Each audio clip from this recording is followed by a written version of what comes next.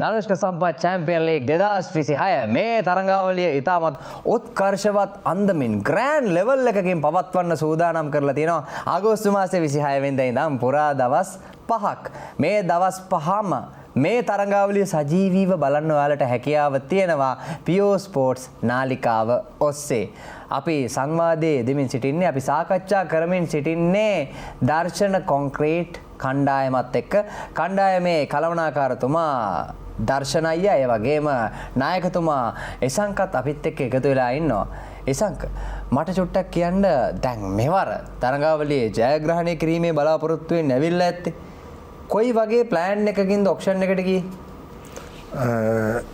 අපේ හාලියල දැන්ට වර්තමානයේ ක්‍රීඩා කරන හාලියල කණ්ඩායමේ ක්‍රීඩකයන් 6 දෙනෙක් මම ඇතුළුව තව ඒතකොට කණ්ඩායමේ ක්‍රීඩකයන් 4 දෙනෙක් ඉවත හිටියා. ඉතින් ඒ 4 දෙනාගෙන් කීප දෙනෙක් ගන්න බලාපොරොත්තු වෙන තමයි ඇත්තරම ඔක්ෂන් එකට ගියේ. ඉතින් කිසිදු ක්‍රීඩකයෙක් ගන්න ලැබුණේ නැහැ. ඉතින් මම මේ කිසිදු ක්‍රීඩකයෙක් ගන්න ලැබුණ නැහැ කියන එක මෙච්චර සතුටින් කියන නායකයෙක් දැක්කමයි කියන්නේ සක්. ඉතින් ඒක සතුට නැතුව කියලා වඩකුත් නැහැ. ඉතින් හිත ඇතුලේ ගොඩක් දුකක් තියෙනවා. ඉතින් ඒක ගැටලුවක් කරගන්න නැහැ තරගමාලා. ඉතින් ගත්ත ක්‍රීඩකයන්ගෙන් උපරිම දේ කරගන්න තමයි උත්සාහ කරන්නේ.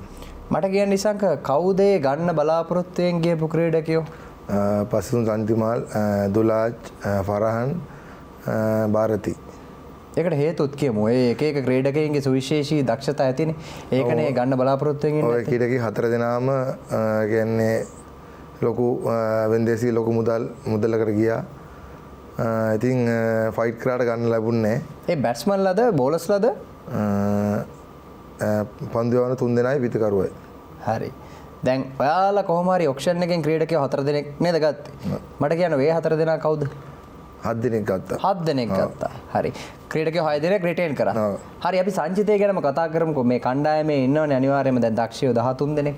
මට දැනගන්න ඕනේ මේ 13 දෙනා කොහොමද සහ ඇයි මේ පාර ධනුෂ්ක සම්පත් චැම්පියන් ලීග් මේ කුසලානේ උස්සන්නේ? කියන්නකෝ 13 දෙනාවම හඳුන්වා දෙමු අපි මුළු ලංකාවටම. ගත්ත 7 දෙනා ඇත්තරම ලෙවන් හැලමගේ. එතකොට රශ්මික මල්ලි ගත්තා.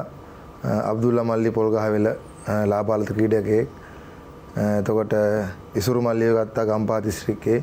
තරිඳු කළුතර දිස්ත්‍රික්කේ නියෝජනය කරනවා. ඒ වගේම මිනුර මේනක ගම්පහ දිස්ත්‍රික්කේ දැන්ට පළවෙනි 5 දෙනා ඇතුළේ සිටින හොඳම දකුණත් ප්‍රතිකරුවෙක්. ඒ 7 දෙනා තමයි කණ්ඩායමට නියෝජනය කරන්න වෙන්දේසිද ගත්තේ අපි.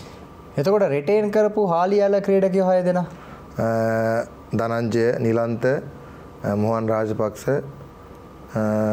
ධනුෂ්ක විද්‍යාසාගර, සෙනල් මල්ලි. දර්ශනයි දැන් සෙල්ලම් කරන්නේ මේ කණ්ඩායමත් එක්ක කියලා ඔයා දැනගත්ත වෙලාවේ ඔයා ඉසංකට මොකක්ද කිව්වේ? මම කිව්වා හාලියල්ල කියන්නේ දැන්ට අංක එකක් සුපර්ෂන් එක හොඳ තරගයක් දෙන මේ ටීම් එකක් හාලියල්ල. ඉෂංකවත් මගෙත් එක්ක අවුරුදු ගාන සෙල්ලම් කරමින් ඉඳලා මම ඉෂංක සෑහෙන විශ්වාස කරලා තන කණ්ඩායම සම්පූර්ණයෙන්ම ඉෂංකට බාර දුන්නෙත් මේ තරගමාලාව ජයග්‍රහණය කරන්න තමයි බාර දුන්නේ. හරි. ඉතින් ඒ වගේ ධනාත්මක දෙයක් තමයි ඉෂංක ඔයාලට දීලා තියෙන්නේ දර්ශනය නේද? හරි. දර්ශනයගේ සහයෝගය ගැන චුට්ටක් කියන්න. ඉතින් එයාගේ දැන් හොයා කිව්වාගේ වැඩි කතා කරන්නේ. ඒ වගේම තමයි ක්‍රිකට් වැඩ විතරයි. ජය පෙරදුණු කෙසේ වෙතත් හොඳ තරගයක් ලබා දෙන්න තමයි යාගේ තරුමුණ. ඉතින් හරි දේ කළා කැපවීමෙන් හොඳ තරගයක් දෙන්න තමයි මගේ එකම බලාපොරොත්තුව. එතකොට ඒ කරන කැපකිරීම වලටයි අපි ඉදිරියට පරිදිනවා කියලා බලාපොරොත්තු වෙන්නේ දේවල් වලට. ඉතින් හොඳ උත්සාහයක් දරන තරගමාලාව හොඳින් තරග කරන්න. මගේ එකම බලාපොරොත්තුව ඒක තමයි. ඉතින් දර්ශනයි මෙහෙම වෙන්න ඉඩ තියෙනවානේ. පොඩ්ඩක් හිතන්න මේ ඉසංක කියන්නේ හරි මුරණ්ඩු ක්‍රීඩකයෙක් කියලා ප්‍රසිද්ධයිනේ. සොෆ්ට් බෝල් ක්‍රීඩා කරන හැමෝම දන්නවා ඉසංක මුරණ්ඩුයි. දැන් ඔයා බුරුලට හිටියොත් මේ පොඩ්ඩක් තදට හිටියොත් හොඳයි වගේ වට හිතෙන්නේ නැද්ද? බුරුලට හිටිය කාලේ දැන් නම් පොඩ්ඩක් ඉන්නේ නැහැ. දැන් පොඩ්ඩක් වෙනස් වෙලා තියෙන්නේ. ඇයි කොතනද වෙනස් වෙන්නේ? බුරුලට ඉඳලා වෙනස් වෙන්න හිතුනේ කොතනද? හරි තැන අල්ලගෙන දැන් තින්නේ බුරුලේ. ඉසංකගේ හරි නාඩි අල්ලලා තියෙනවා. දැන් එතකොට කන්ට්‍රෝල් එකේ ඉන්නවද? දැන් ඉන්නවා. නෑ මේකේ අනිවාර්යෙන් මේ අපි දෙන්නගේ පිටිපස්සේ එක පුද්ගලෙක් තව ඉන්නවනේ. ඉෂාරංගන කියලා. හඳුන්වා දෙන්න. ඔව් දැන් රාගම ටීමේ කැප්ටන් නේ ඉඳලා ගියේ. ඉතින් එයාත් අනිවාර්යෙන් අපිත් එක්ක ඉන්නවා. ඉතින් දර්ශන අයියා අපේ දායන උපස් ප්‍රමාණයක් දෙනවා මේ ෂාන් මෙහෙම කරමු මෙහෙම කරමු කියලා. දර්ශන අයියා තරඟයකට යන්න කලින් කියන්නේ මොකක්ද? කිසිම දෙයක් කියන්නේ නැහැ. කිසිම දෙයක් නෑ. ඒක ප්‍රශ්නයක්ද? ප්‍රශ්නයක් නෙමෙයි. ඒක හොඳයි. ඉතින් ලොකු ප්‍රෙෂර් එකක් නැහැ. ලොට ඉතින් අපි දන්නවා මොකක්ද ඒක කරන්න ඕනේ කියලා. ඉතින් දින්නත් එයා මුකුත් කියන්නේ නැහැ. පෙරදුනත් එයා මුකුත් කියන්නේ නැහැ. ඒතකොට කීඩකයෙකු විසින් දැනගන්න ඕනේ අපි මොකක්ද කරන්න ඕනේ කියලා. ඉතින් එයා ඒ දේ දරාගෙන ඉන්නවා නම් අපිට දරා ගන්න පුළුවන් වෙන්න බෑ. ඒක තමයි එකම දේ ක්‍රිකට් එක දුර ජය පෙරදුණු කෙසේ වෙතත් සියලු දේ දරා ගන්න ඕනේ. ඉසංක සාමාන්‍යයෙන් තරගයක් පෙරදුනාම කොහොමද ප්‍රතිචාර දක්වන්නේ දර්ශනයි? සංක ගොඩක් දුරට කැප් එකත් ඔලුව දාගෙන මේ බිමට දාගෙන ෂේප් එක වහන්න නැගලා ඉන්නවා පොඩ්ඩක්. තරහ ගිහිල්ලා තින්නේ මේ වෙලාවට. තරහ ගිහිල්ලා පෙන්නන්නේ නැහැ පොඩ්ඩක්. ධර්මයට තරහ යන්නේ නැහැ පොඩ්ඩක් වැඩි පුර. ක්‍රිකට් ඉන්න වැඩියම දුක්ුණේ කවද්ද ශාංක? දුක්ුණා ඉතින් ගිය වසරේ මම තරඟමාලාව එක ලකුණකින් අර්ධ අවසන් පූර්ව ටීම් මටේ තරඟමාලාව පරාජයටපත් වුණා. එදා නම් ගොඩක් දුක් වුණා. තා පොඩ්ඩක් මට ඉවසලා විකට් එකේ ඉන්න තිබුණා නේද කියලා මට ගොඩක් හිතුණා ඒ වෙලාවේ.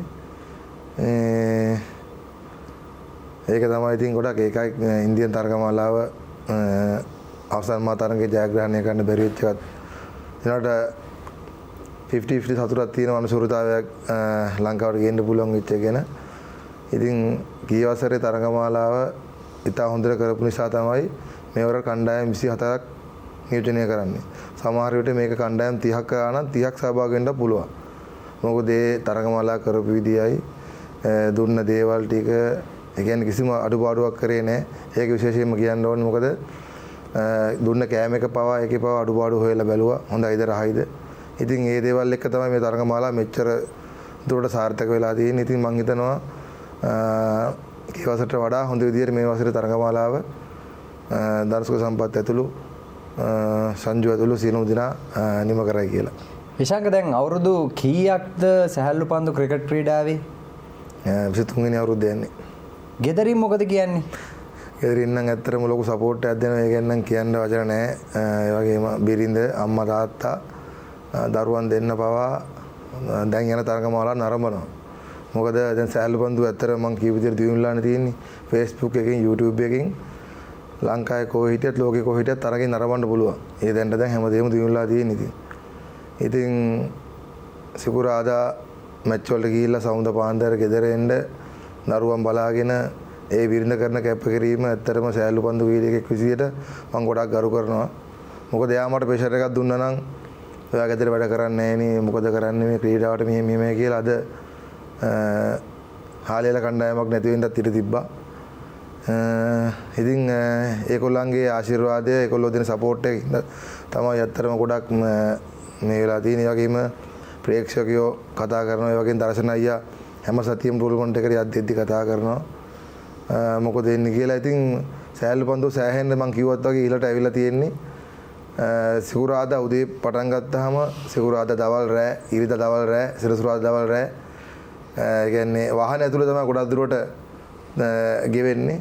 ඉතින් ලොකු දෙයක් ඒක ඉදිරියේදී මම කිව්වා වගේ නවක ක්‍රීඩකයන්ට ලොකු තෝතැන්නක් ඒ මොකද වැටු සහිත ක්‍රීඩාවක් වෙලා තියෙන සැහැල්ලු පන්දුව යන්න එන්න වියදම් මාසෙට වැටුපක් ඒ වගේම ක්‍රීඩා කරන තරගමාලාව ජයග්‍රහණය කරලා ලැබුණාම මේකෙන් ලැබෙන සල්ලි ඉතින් රැකියාවක් විදිහටත් නවක ක්‍රීඩකයන්ට මේක කරන්න පුළුවන්.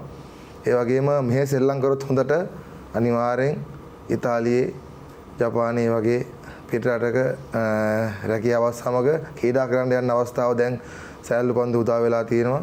130ක් විතර ලංකාවේ ඉන්න හොඳ පේස්ලා දැන් ජපාන ඉතාලියේ නියෝජනය කරන්න ගිහිලා තියෙනවා. ඒ වගේම ඉතාලියේ කණ්ඩායම් දෙකකුත් ඉන්දියන් කණ්ඩායම් දෙකකුත් තරඟමාලාව නියෝජනය කරනවා. ලංකාවේ ප්‍රථම වතාවට ඉතින් ඉන්දියන් කණ්ඩායම් දෙකම නියෝජනය කරන්නේ අපි අපේ කාණ්ඩයේ. ඉතින් අපි ලොකු අභියෝගයක් ඉතින් හොඳ තරගයක් දෙන්න බලාපොරොත්තු වෙනවා. දිනුම පෙරදුම කෙසේ වෙතත්.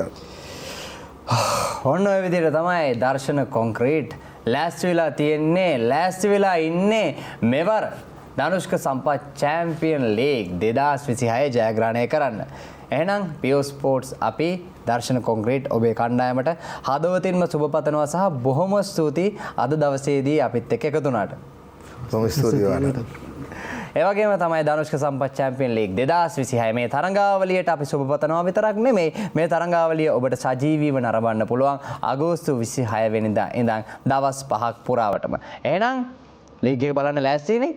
එදාට හම්බෙමු. පියෝ ස්පෝර්ට්ස් ඔස්සේ.